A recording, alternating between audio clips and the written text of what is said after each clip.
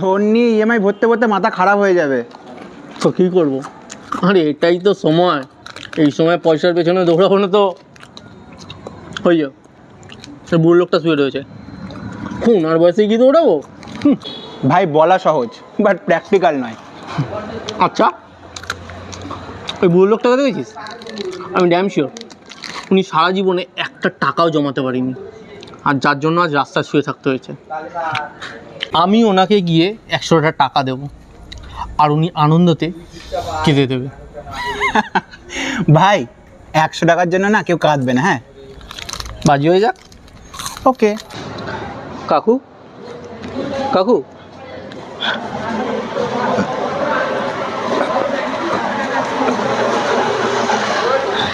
এ নিন 100টা টাকা রাখুন। না না, টাকা লাগবে না। রাখুন না আপনি, এটা আপনারই জন্য, আপনি রাখুন। না না না, আমি টাকা কোথায় রাখবো? এখানে আমি একলা শুই, তোমার এই টাকার জন্য আমাকে সারা রাত জেগে থাকতে হবে। আপনি এখানে কেন ঘুমাচ্ছেন? আপনার পরিবার নেই? বউ ছিল,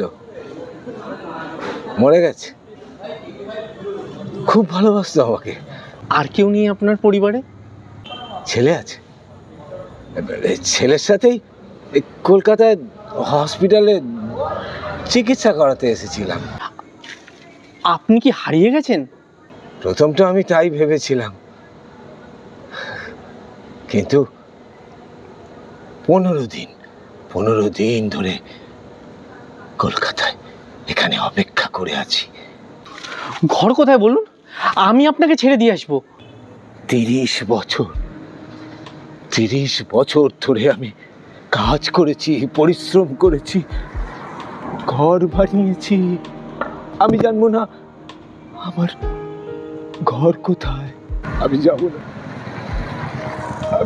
না, আমার ঘরে ফিরে যাব না। কাগজই হচ্ছে আমার বিছানা, আর এই হলো আমার বালিশ। আমি যত তাড়াতাড়ি মরবো তত ভালো। উনি সারা জীবনে একটা টাকাও জমাতে পারিনি। 30 বছর ধরে আমি কাজ করেছি, পরিশ্রম গেল রে আমার বাজির টাকাটা।